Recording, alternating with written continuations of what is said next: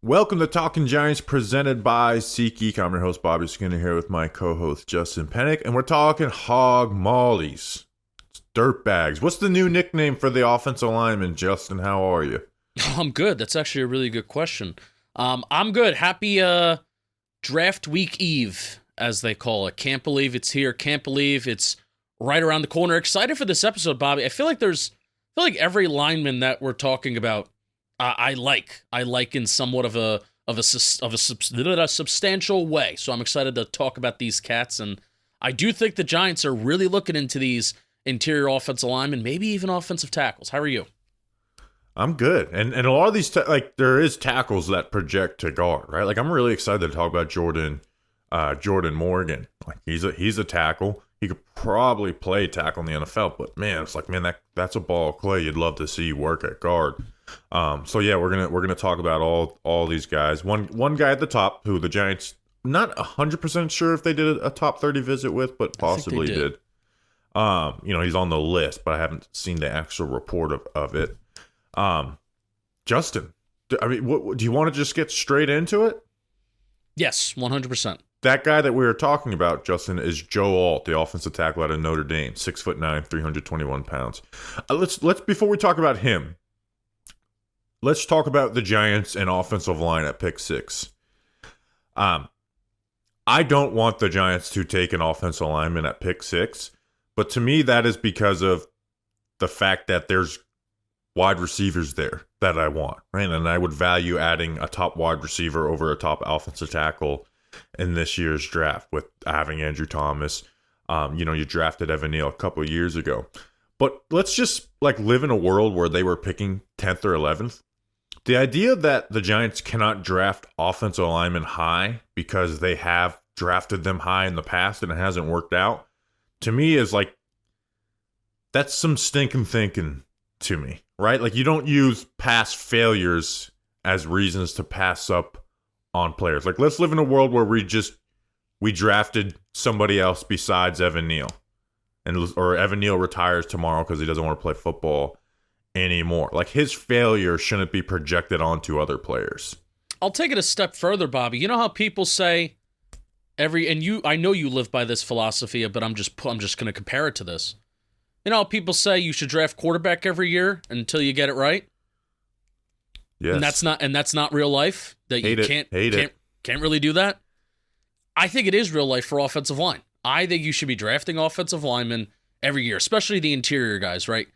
But you should be drafting offensive linemen every single year, whether they turn into depth, whether they turn into good pieces.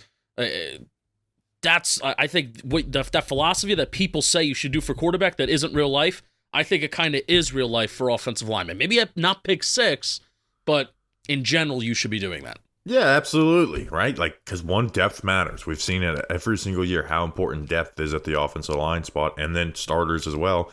And sometimes it takes guys a little bit to grow. So they don't have to be, just because you draft someone doesn't mean they need to start right away. Now, If the Giants draft someone they're not going to draft an offensive lineman at pick 6, but they draft one on day 2, I would like to see that be a guy who's going to start right away. And then you can just have, Neal and Jermaine Eliminor actually battle for right tackle. And then here's a crazy thought.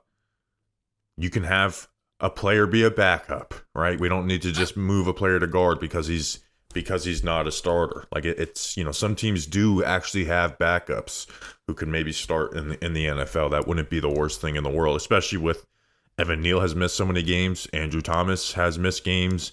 And 2 out of 4 years with him, he's battled with injuries and some of his rookie year when he didn't miss any games. So it would be nice. It would make me really happy, Justin, if the Giants got out of day 2 with the guard. He's a starter, and Evan Neal has a jump, becomes a starter, and then we just have a good backup in Jermaine Eliminor. That would be the best case scenario.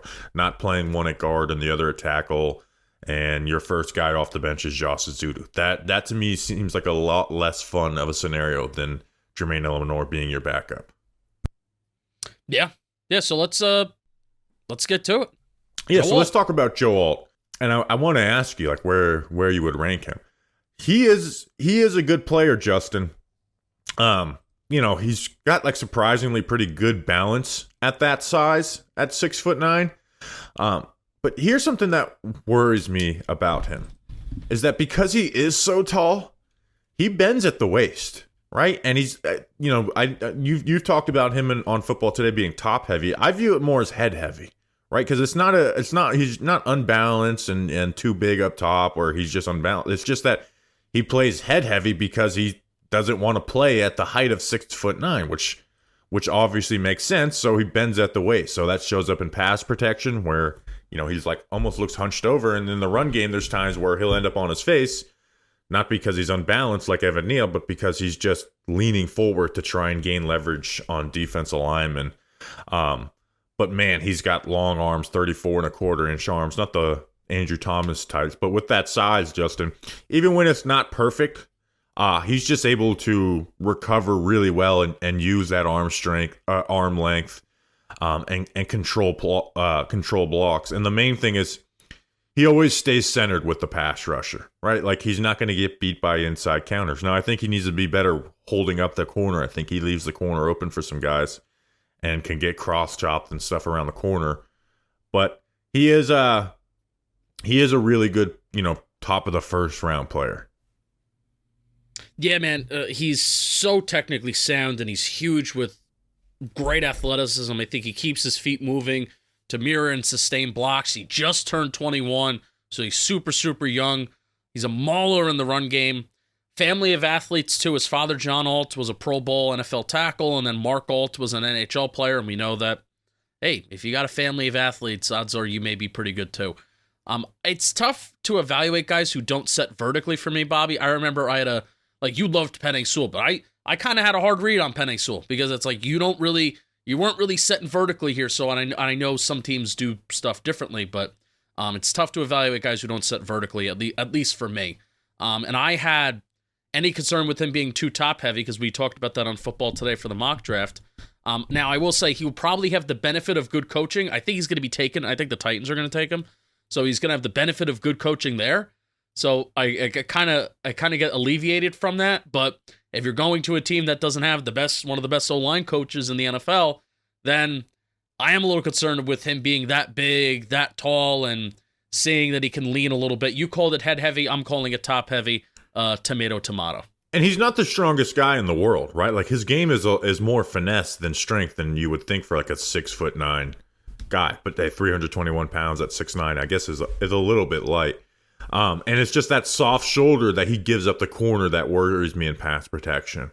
And part of that is the way Notre Dame does their pass sets, but like that corner can be taken advantage of. Now the flip side of that is he keeps the inside shut down. I like Olu better than him. I don't know how familiar you are with Olu. I like Olu better. I think his pass protection is going to be much better than Joe Alt's. And then you could talk about, I don't think Olu's run blocking isn't dominant, right? But I don't view it as like this big negative. Like I don't view it as like it was Charles Cross a couple years ago. And I do think he will get better at that, where Joe Alt has some of the same, Joe Alt in the run game is like when you put him in gap runs and he can wash guys down and stuff, it's good. But, there's some smaller defensive ends that he went up against, and he's trying to reset that edge, and he does a good job like getting his hands on, but because of his high pad level, it kind of, his feet stop and he's not, that gap, like those guys are setting the edge pretty well on him. Now, I think Joe Alt's a really good athlete. I think Olu's a better athlete. I agree. Right. And I know there's some people don't think Olu is this great athlete, but I watch him. I was like, man, these pass sets are clean. And I think Olu's pass protection film was actually better in 2022 than 2023. But, so they both played versus Ohio State, right? And those are probably both of their worst games. And Olu had bad reps in there, but so did Joe Alt, right? Where Joe Alt got beat around the corner. He got benched down. And, there's a rep that probably the most negative rep that gets used against Olu is a play where he gets benched back into the quarterback. But if you actually watch what's happening is he thinks they're setting up a stunt. He goes to close it down and then works back in the corner. At that point, 44 JT, I forget his name on Ohio State, just benches into him. And then there's a similar rep of Alt getting benched in, and Alt does a better job recovering, but Alt is like ready for it. And where Olu was kind of caught off guard because he was getting ready to pick up a stunt. So I do rank Olu higher than Joe Alt. Yeah, I mean, for me, where I think Olu plays a little bit more of a conventional NFL game at Penn State versus Joe Alt. What do you think with my talking point of it's tough to evaluate guys who don't set vertically? Like I didn't see Joe Alt in his kick steps, kicking back and really going out there all that off. Did you think that's a Notre Dame thing? Is that a Joe Alt thing? O-line coach? It's a Notre Dame. It's a Notre Dame thing in the way they do their passes, but he also did not do a good job of protecting the corner when he was facing, the better competition like Ohio State. Right? And he's not the strongest guy in the world for his size.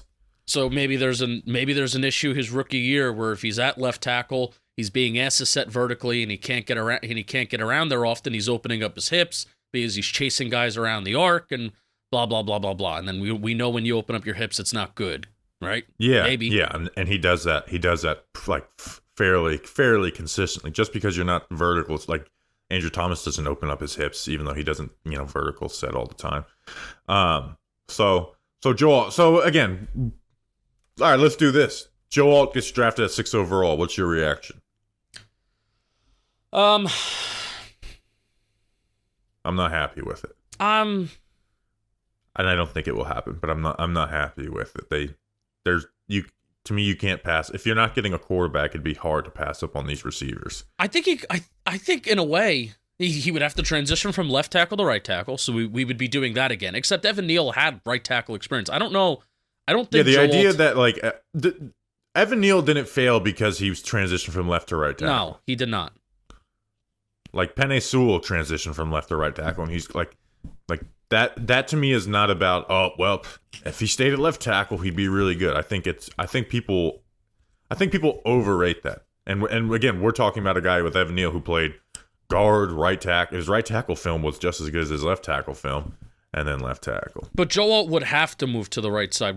And I don't think he's played on the right side. I think he's only been at left tackle. I could be wrong. So it's not ideal. And that's part of the reason why I would rather draft a wide receiver is because we already have that franchise left tackle in Andrew Thomas. If we didn't have Andrew Thomas, I think this would be a much harder decision.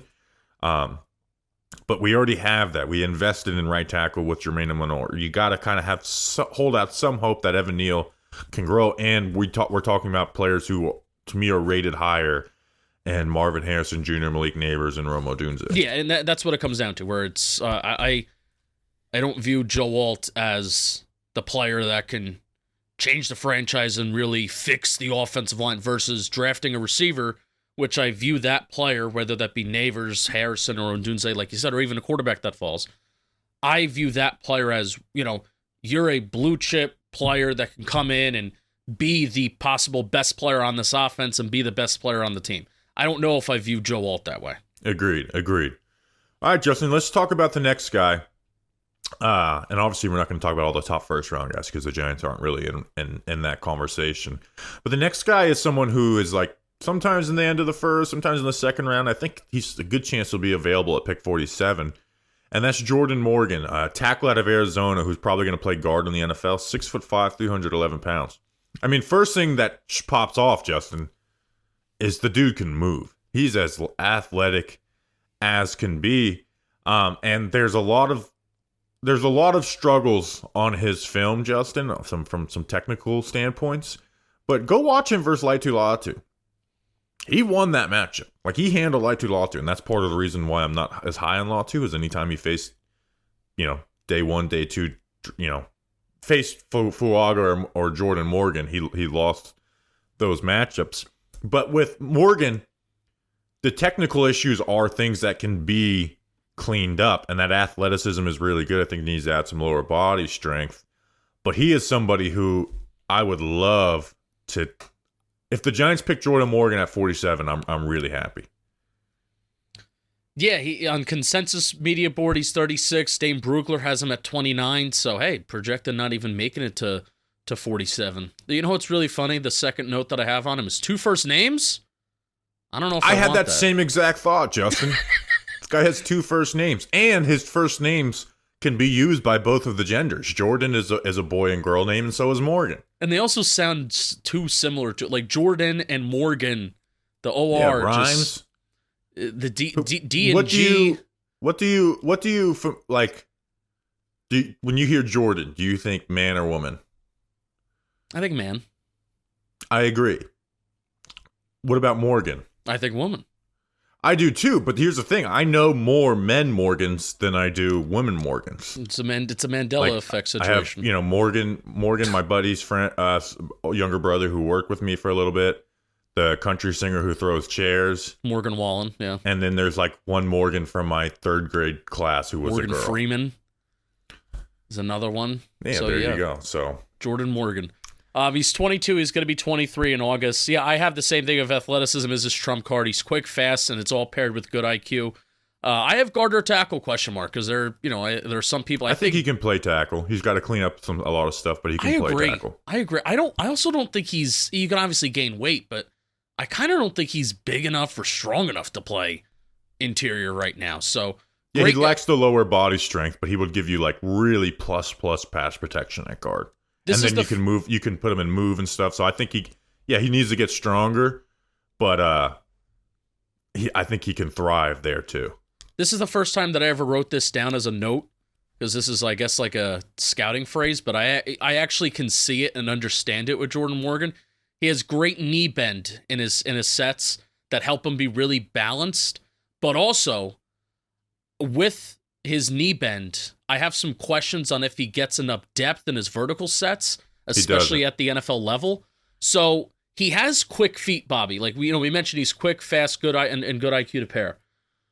Quick feet, but because he doesn't get enough depth on his pass sets, I think he sometimes can open the door for inside moves. Where I think he has quick feet, and he gets out there a little too fast. It leaves the door open for inside moves, and I think he can get in trouble with that sometimes as well. So I actually have detailed notes on that.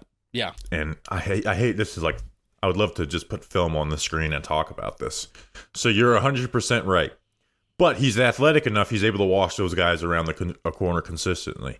It's a little bit similar to Thomas at Georgia, where it's like, yeah, that guy got to the corner, but you're so quick that you're able to wash him around. Well, I'm talking about inside. I'm talking about inside moves. I know. I'm setting that up. Oh. So, but he also keeps his right hand holstered, right? He brings it late. But what happens is that because he kind of gives you that corner, so he's like late to get there with you, but he's athletic, so he's pushing his weight outside. And what guys will do, because he doesn't have that right hand on you, they will be able to redirect and jack up that inside shoulder because he's pushing all his weight outside. And like you said, it leaves him vulnerable to those inside moves. So I actually had some pretty detailed notes on that, but I think that can be worked with. Hey, let's get this. I know you want to work, independent hands and stuff, but you got to keep your weight even, and part of that is using that right hand instead of just keeping it holstered so that you can't be cross-chopped and all that stuff. Yeah. I have two that he has a history of some ankle injuries, as we're bringing up Andrew Thomas. History with some ankle injuries, which he battled most of 2021, and he also tore his ACL late in 2022. He's a career left tackle. I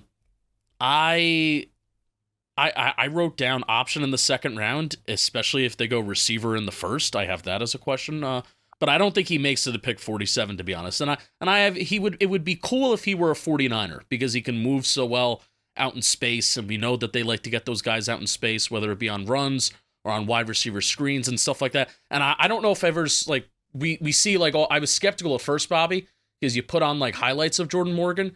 And it's like, all right, I don't really care that this guy can block out in space on screens and run. But then you watch more of him, and he's like, oh, this is a good player that I could see developing well. But he also can do that too. He's going to be asked, especially if he's moving to guard, he's going to be asked to pull and get to the second level, which he does really well. And because of his athleticism, he fires into his run blocks. He just doesn't have like the strength to really strain and finish those blocks. So he needs that lower body strength. But hey, you just said he tore his ACL in 2022. Probably wasn't able to add a lot of lower body strength in this past offseason. So hopefully that's something. But yeah, I really like Jordan Morgan. If I'm a team that's drafting him to play tackle in the top of the second round, I'm worried. But if I'm the Giants, where I can play him at guard, and I'm feeling a lot more confident in that. Or maybe he can even like, hey, I'm gonna throw this out there. Maybe he doesn't need to play right away. That would be a novel concept.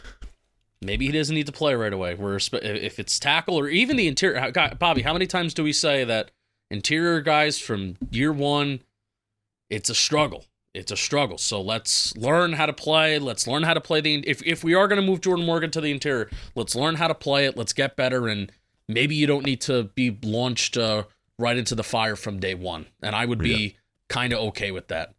Yep.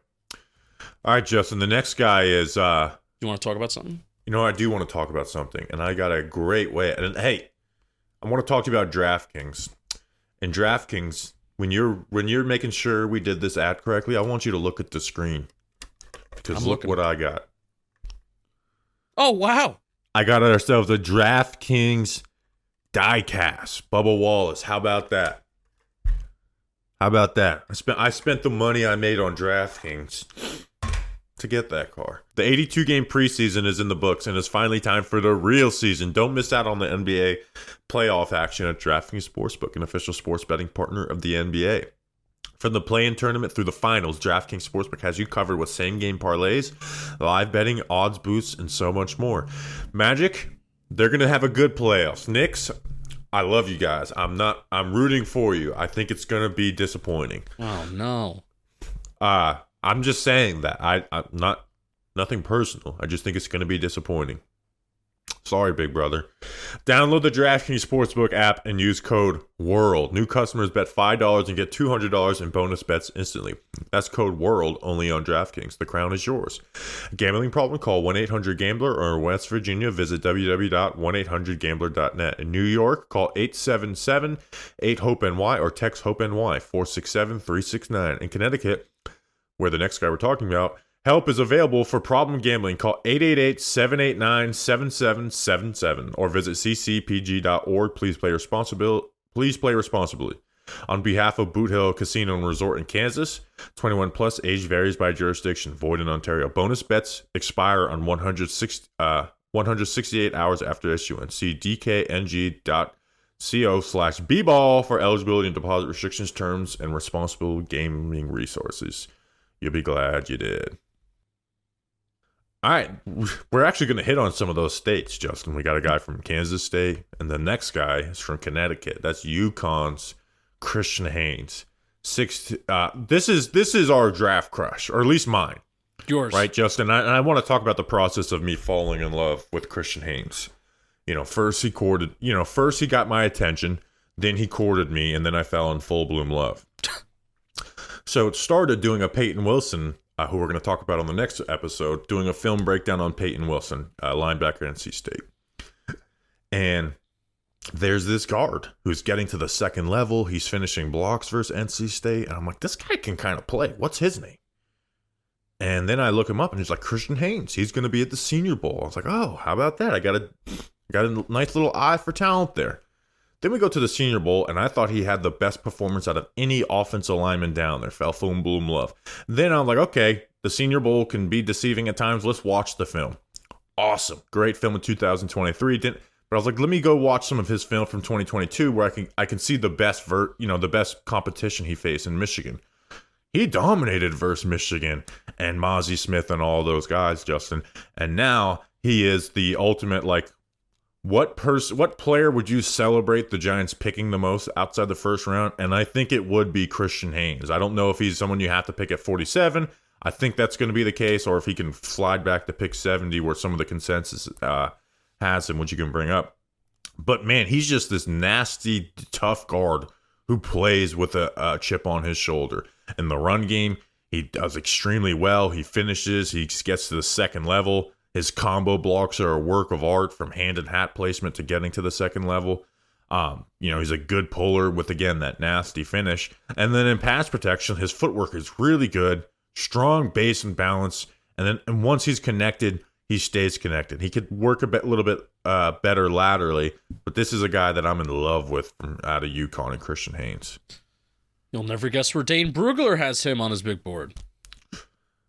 45.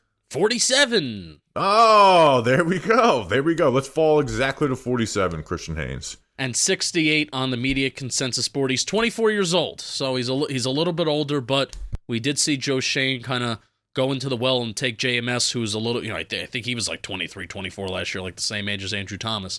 Hey, if you have an offensive lineman who's really good, I think Joe Schoen's hopefully going to recognize that this offensive lineman's really good regardless of how old he is. Bobby, the first thing that stuck out when watching Christian Haynes, he does a really good job on reach blocks, getting his hat to where he needs to be. And these are really difficult blocks where you have to get off the ball. You have to understand angles. You have to have toughness. You got to have good hand play. Like, you kind of got to get those, to reach on those reach blocks and get your hat and get your ass where it needs to get so that running back can run right behind you. You got to be a good football player. He understands where he needs to position himself to be successful with leverage and angles. He pairs this IQ with athleticism as a mover and grit and toughness to finish. Dependable. Smart, tough. We already talked about that. Well, he's dependable with 49 straight starts. His pass sets, good posture, stay square to the action. I have that he lunges a little too much. Hey, you're a little over aggressive, whatever. And he's only spent time at right guard over the last 3 seasons versus I think Joe Schoen likes a little versatility. So this guy's a really good player. Because of his age, because of maybe lack of versatility, I don't know if the Giants would fully be into him, but they should because he's a good offensive lineman. Yeah, and then like in the pass protection, and this showed up at the Senior Bowl as well. His ability to rework his hands and then re-anchor is real. He's just a strong son of a bitch. Like, he was controlling blocks consistently, and like he really just did not lose very often at the Senior Bowl in one-on-ones. It was Zion Johnson and JMS type of Senior Bowl week performances.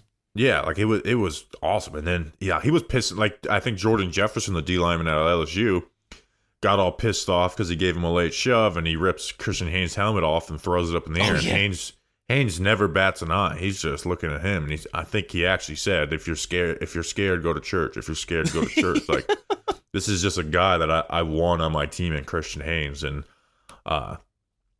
if day 2 celebratory picks, this would absolutely be it with Christian Haynes. Yeah, for sure. I agree. So Christian Haynes, please go to the New York Giants. The next guy, Justin, we're going to talk about, Cooper Beebe, offensive guard out of Kansas State, another guy from the DraftKings ad. So he's 6'3", 322 pounds. Nice size, 31.5-inch arms, so he has short arms, Justin. I'm conflicted on Cooper Beebe. Me too. Because his film is great. Like, his film is really, really good. He keeps his weight evenly distributed. His pass set work, footwork is really good.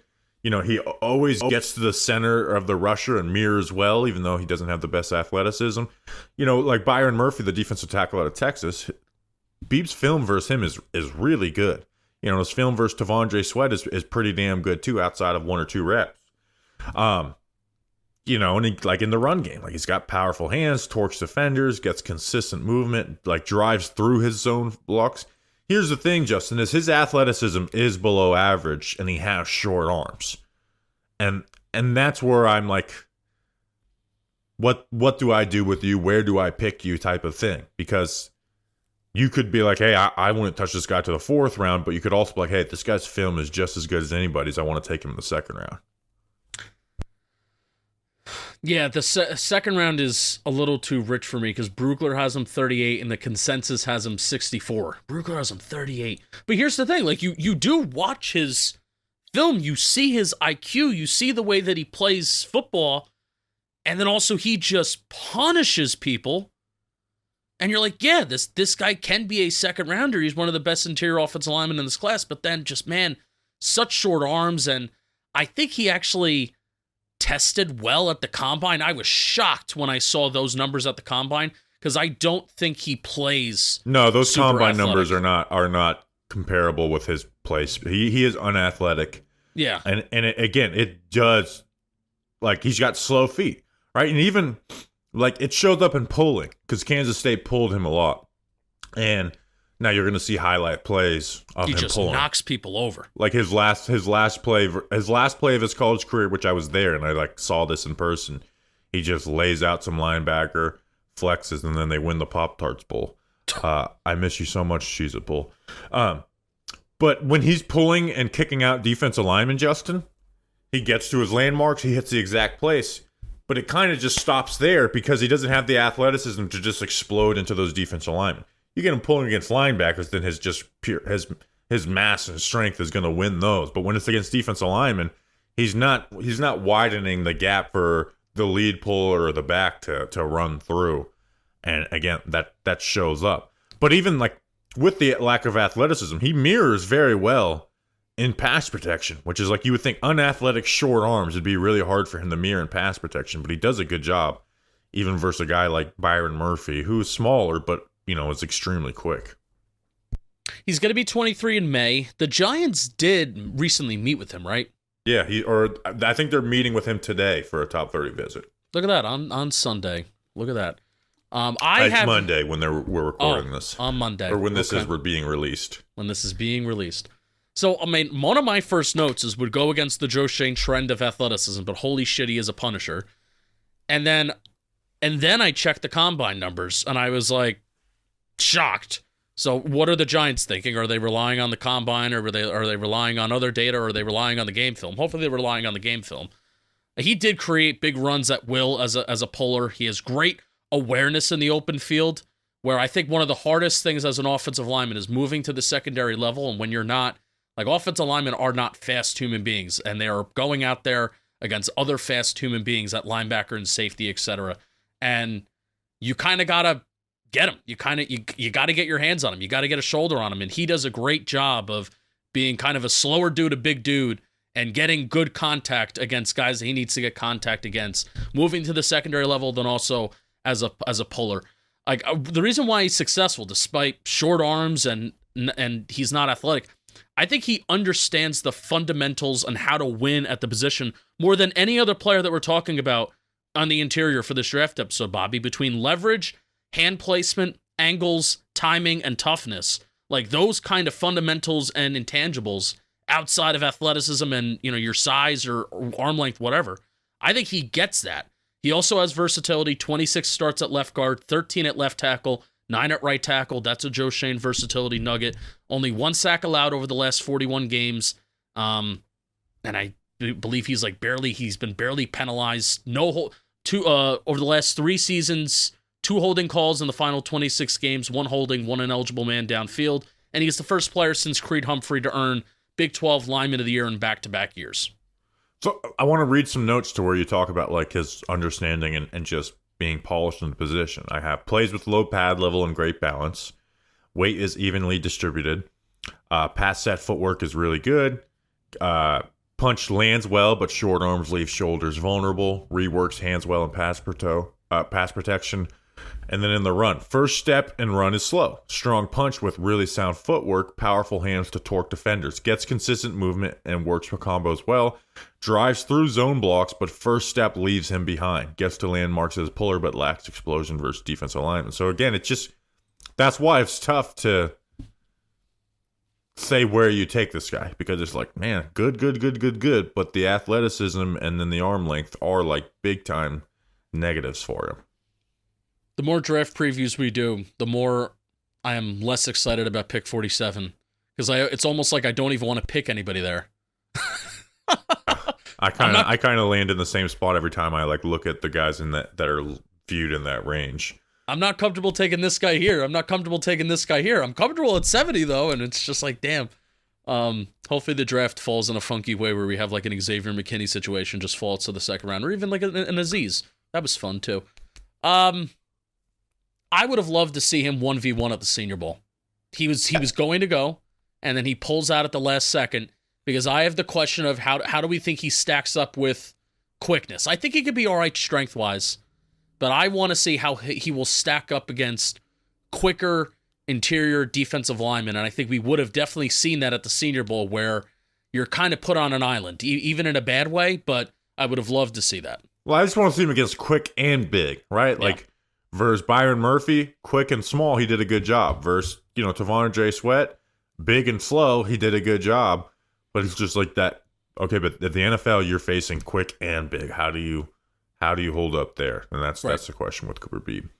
Justin, another Senior Bowl guy, and this is somebody that you fell in love with, and that's Isaiah Adams out of Illinois, 6'4", 315 pounds, almost 34-inch arms. So played tackle this past year, some guard, but only guard in 2022. Here's one thing. You want to know the one thing I really noticed on film about Isaiah Adams or about Illinois? Them boys are missing Tommy DeVito this year. Their QB play went down substantially after they lost Tommy DeVito. Justin, you like Isaiah Adams, so I kind of want you to talk to me about why you like him so much. Yeah, so I'll just go through my notes. He's 23. He's going to be 24 by the start of this season. Brugler has him 85 on his board, and the consensus has him at 131. It's partially one of the I like players that are a little bit underrated, that you can get a little bit later.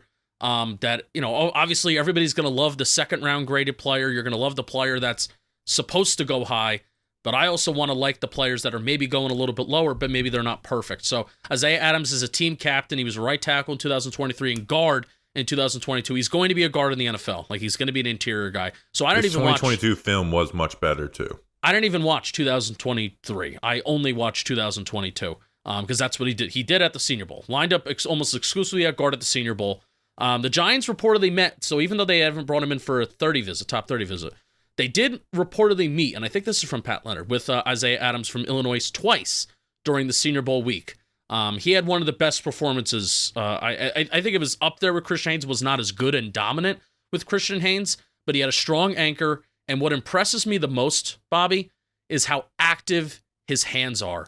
Like, just place, replace, hands, replace, hands, replace. Like, he's constantly hand fighting, and his handers are replacing with an ability to mirror.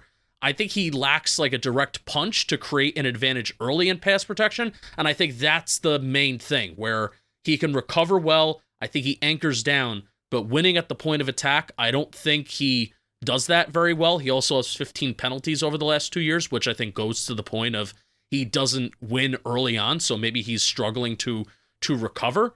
I don't know if he's a strong player. I think he moves some people in the run game, but then also he gives up ground in pass pro. And I think he moves well as a puller, and he moves well to the secondary level. So, Bobby, I'll start off with this. I don't know if he's a strong player. So what do you think about Isaiah Adams? I have strength is there, but doesn't show up consistently. There you go. I think a lot of it is upper body strength, which can lead to some of the holding penalties and stuff. And I have the same note of you of like with talking about hands. Like, hands are often late, right? Like, needs to figure out his punch, but hand grip to just control pass blocks, right? Strong torquing hands to control run blocks. But he just doesn't, like you said, like at the beginning, land his punch very well in both the pass and the run. And I think he needs, like, his pad level will rise in the run game and drive blocks so it doesn't sustain. If he gets an angled block, like, he's going to wash that guy down. So, hey, we're talking about a guy who probably will go day 3. So there's going to be stuff to work with, but I do think he has NFL potential. Like, I have athleticism is functional for NFL guard. Yep. Now, his tackle film was really bad, and he just really struggled laterally, right? Like, everybody he faced laterally he struggled with. And then he even played some guard versus Toledo, which I watched in 2023, and it wasn't great, but he was having to switch positions, like, even mid in that game, so he wasn't put in the best situation. So his guard 2022 film was much better, but I think, like you said, he has, again, to me, functional NFL guard athleticism, and the strength is there, but like I said, doesn't show consistently. With that frame, with those long arms, there's definitely something there to work with Isaiah Adams. But he's not a come in and start right away type of guy, though. No, I think he's a steady player. And he does, again, the hand replacement, it just stuck out to me at the Senior Bowl. Filming it and then rewatching it. Like, you don't see guys do this. Like, you see high level tackle play. You see them go and do that. But he was really doing a good job working those hands. And I think that's the small stuff that can give you an advantage even early on to maybe survive. And if there's other things that you need to work on, that I think he can get coached up at the point of attack to place his hands better and to position himself better. I think that's something you can get coached up on. But I think I sometimes could take even more coaching if a guy doesn't have the hand replacement and ability to recover and then the anchor from there. So I think Adams has it. And I'm not sold that he's going to be like a starter in the league and he can be good, but he's a player that definitely does entice me, especially with where he's being projected to be taken in the draft. Yeah, he's someone you would like to grab on day 3. All right, Justin, let's talk about the next guy. And I'm switching up the order a little bit because I just want to talk about this guy, and that's Boston College's Christian Mahogany. 6'3", 315 pounds, 33.5-inch arms. So this guy's Jersey, right? From New Jersey. Post Sopranos memes all the time. He's as New Jersey as they come. And if you want me to pull up some highlights on some guys, Christian Mahogany, when he pulls, he hits guys like a ton of, and I'm talking about like not just he's bullying college football player, like Jared Verse, who I love. Yeah, just bullying, I'm telling you, like really hitting them like a ton of bricks, and they just fall over. And it's just like I can't believe he's doing this. But the rest of his film is kind of bad. Right? And I think it starts from before this ball's even snapped. His stance needs to be totally reworked. Yeah, shout out Evan Neal, stance change first. I had no idea that was turning into a meme when I posted that last year. Stance change first. Have you seen that? No.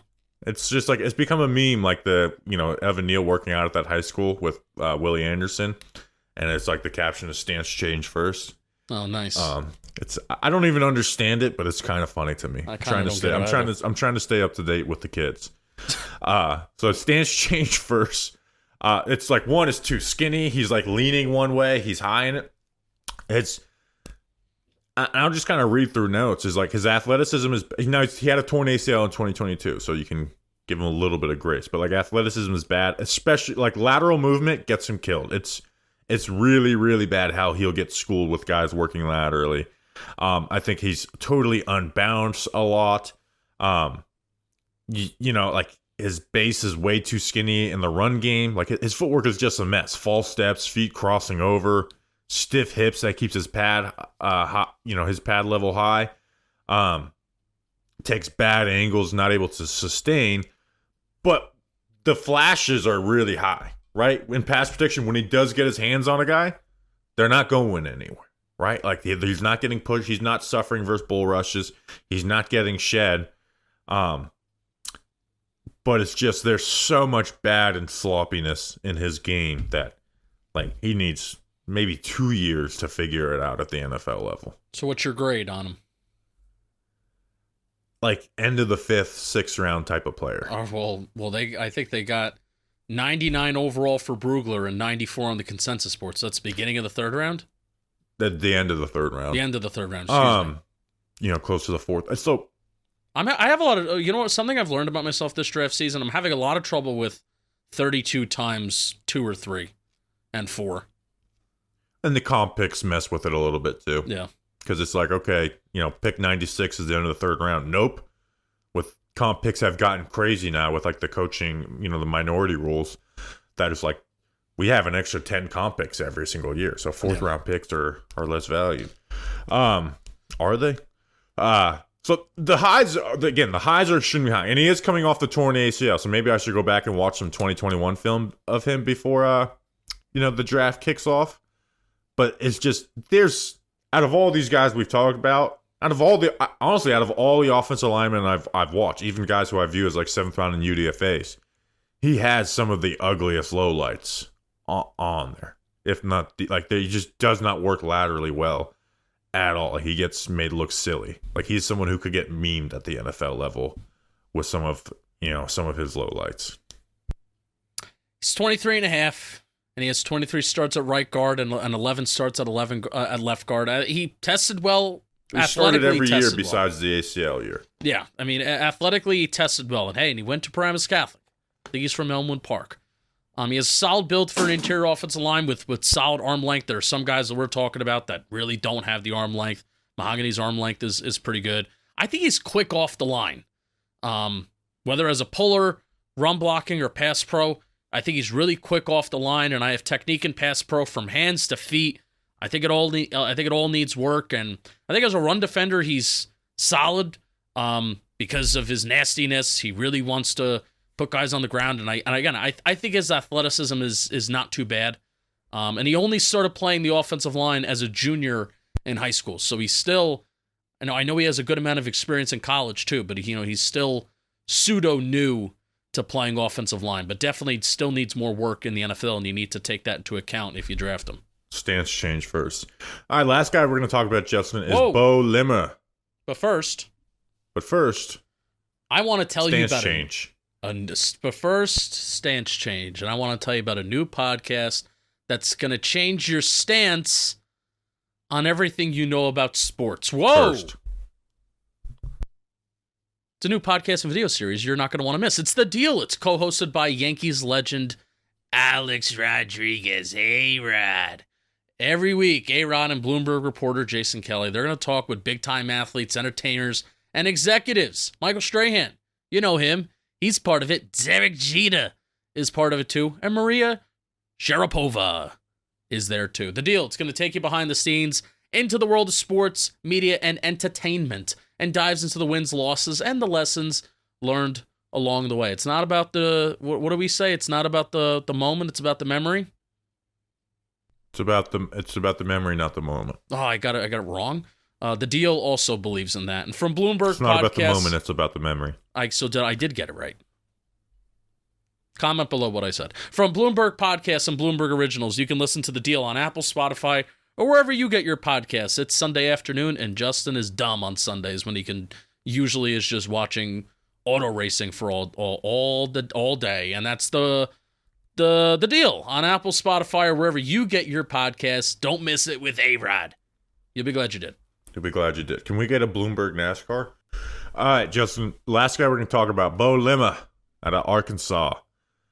6'5", 302 pounds. Short arms, 31 7/8 arms. I like his film a lot. I watched both of his last two seasons because he played guard next to Ricky Stromberg in 2022 and then moved to center this past year. And I thought his film at both were really good. Where I watched the center film and was like, okay, let's see how it works at guard. This guy's a little bit lighter. And I'm like, no, this is really good. Like when I talked about like how Ricky Stromberg did a great job working combos and stuff. A lot of times that was with Beaux Limmer. I mean, he's just an extremely athletic interior offensive lineman, right? And he's strong. Even though he doesn't have a strong frame at 302 pounds at 6'5", he's really strong. And the bench press showed it with 39 repetitions. Yes. I'm assuming that's the most at the combine. That paired with good balance, low pad level on his pass sets. He fires out of his stance in both the pass and like in the pass because of his short arms. He pops out of his stance, bam, right we're in homeboy's chest as I almost knocked my microphone over like he knocks defensive linemen around. And in the run game, he's firing it off. He's got like flexible hips to roll them through. So his film is really good, but it's a lighter guy at that size. Can he play guard, which is what the Giants are looking for? Hopefully they're not looking for center. To sustain at the NFL level, but his film is really good, and he reminds you some of these, lighter interior center type. Like Cam Jurgens was able to function at guard. I think Beaux Limmer definitely can because Cam Jurgens more athletic, but Cam Jurgens is like a crazy athletic, but like didn't have like the strength that a Limmer has. And he's great working to the second level and pulling and working zone, working in zone and stuff. Like I really like his film.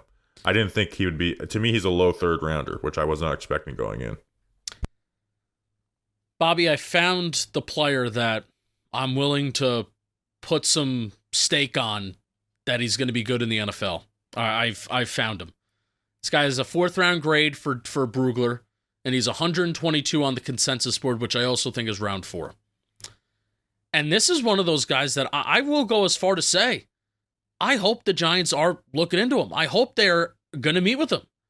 Where he's 22, he's going to be 23 in June. Like literally, Literally smart, tough, dependable, young, athletic. Like those are the things that we know that the Giants like in the pre-draft process and guys that they're interested in. So he's 22. He's going to be 23 in June. So he'll be a young 23 by the time this season gets wrapped around. They've met with older guys in this draft class. He is athletic, and his testing is off the charts, and his toughness is even more off the charts, in my opinion.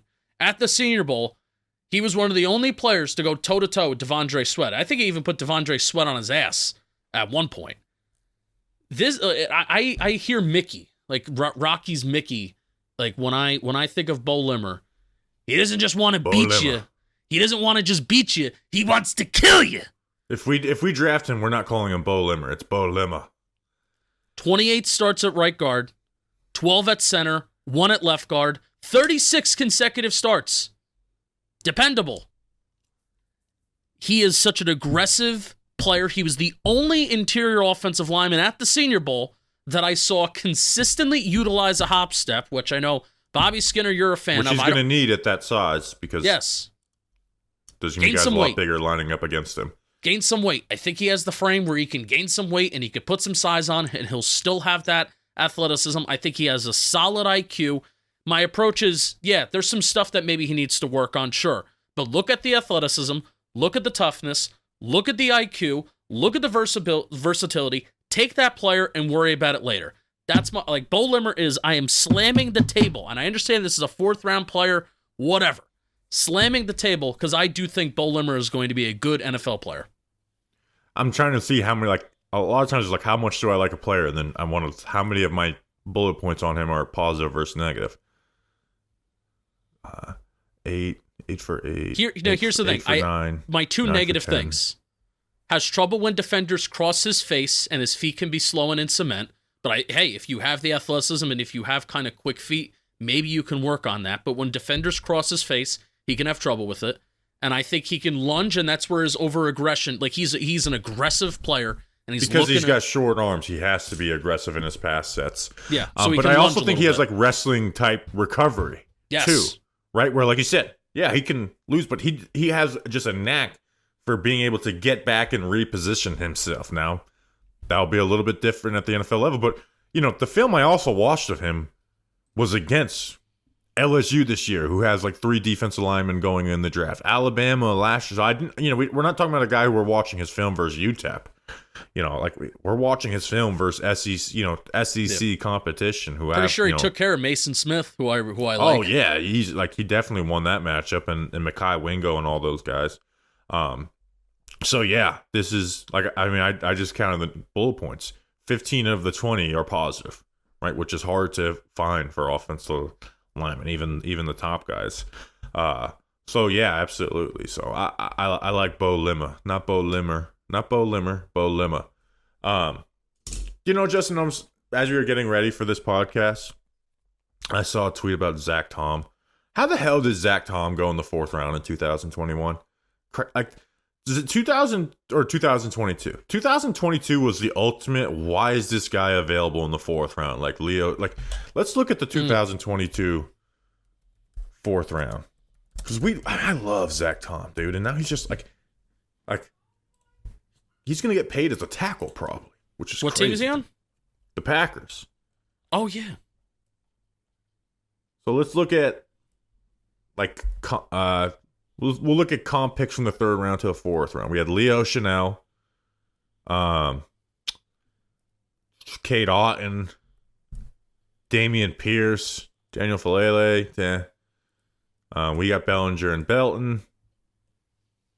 Did Zach Tom go kneel for Charlie Kohler, Jake Ferguson, another guy I like more than Jake you. Ferguson. Romeo Dobbs. Liked him more than you. No, I disagree. Joshua Williams with Kansas City. Where did Zach Tom go in the 3rd round? Am I wrong? No. Julian and I were on the phone last night for over an hour, and we were talking about your Cordell Flott freak out.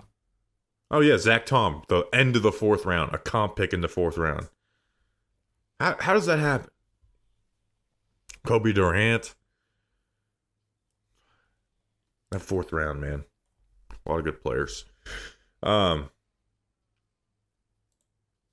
I'll never do that freak out again. That was people love it. People loved it. People really did like it. Yeah. It was crazy though. It was kind of a crazy freak out. All right, we got 3 episodes this week. We got linebackers on Wednesday. We'll finish with corners on Friday, and then next week, Monday episode, wide receivers, and then we're there, right? Then we're preparing for my favorite episode of the year, the draft day pod. So, and anything else, Justin, before we roll? Can't wait to talk about how the Giants only have met with the top wide receivers.